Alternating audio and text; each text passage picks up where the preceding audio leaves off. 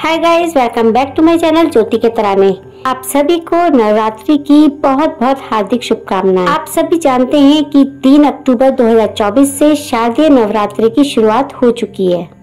दोस्तों, हम सभी लोग नवरात्रि में जौ बो तो देते हैं, लेकिन हमें ये नहीं मालूम होता है कि हम आखिर इसे बो क्यों रहे हैं, इसे क्यों बोते हैं, इसके पीछे की परंपरा क्या है। बिना जाने ही हम परंपरा का निर्वाह किए जा रहे हैं, लेकिन इसके पीछे की वजह ये है कि माना जाता है कि जब सृष्टि की शुरुआत हुई थी तो सबसे पहली फसल जौ ही थी, इसलिए इसे पूर्ण फसल कहा जाता है। और साथ ही मान्यता ये भी है कि जौ उगाने से भविष्य से संबंधित बहुत सी शुभ और अशुभ संकेतों का पता चलता है। नवरात्रि के पहले दिन कलश स्थापना और जौ ज्वार बोना बेहद शुभ माना जाता है। नवरात्रि में कलश स्थापना और मिट्टी के बर्तन में जौ बोने की परंपरा लंबे समय से चली आ रही है। मान्यता है कि ऐसा करने से घर में सुख समृद्धि और खुशहाली आती है। धार्मिक मान्यता के अनुसार जौ को ब्रह्मा जी का रूप माना जाता है। नवरात्रि की प्रतिपदा तिथि को माँ दुर्गा की पूजा शुरू करने से पहले जौ में जल अर्पित किया जाता है और उसे कलश में स्थापित किया जाता है।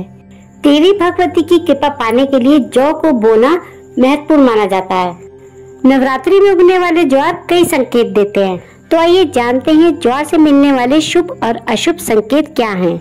मान्यता है कि अगर जौ का रंग ऊपर आधा हरा और नीचे आधा पीला हो तो इसका मतलब आने वाला साल आधा समय मुश्किल भरा हो सकता है, लेकिन बाद में परिस्थितियां सामान्य हो जाएंगी।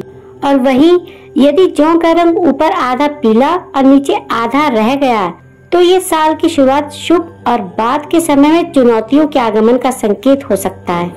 और वहीं जौ अगर सूखी और पीली होकर झड़ने लगे तो ये अच्छा संकेत नहीं है।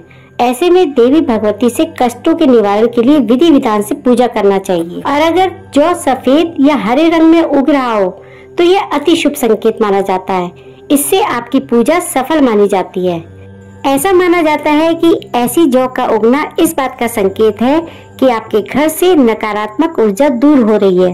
और साथ ही जौ का तेजी से बढ़ना इस बात का संकेत है कि आपके घर में सुख समृद्धि तेजी से बढ़ने वाली है। और साथ ही इस बात का भी संकेत है कि माँ दुर्गा आपसे प्रसन्न है और उनकी कृपा आप पर और आपके परिवार पर सदैव बनी हुई है। तो आइए जानते हैं कि नवरात्रि के बाद उगे हुए ज्वारे का क्या करें। तो नवरात्रि के समापन के बाद ज्वारे को मिट्टी के बर्तन से बाहर निकालें। इसमें से कुछ ज्वारे को घर के मंदिर में रखें और कुछ ज्वारों को घर के तिजोरी में रख सकते हैं।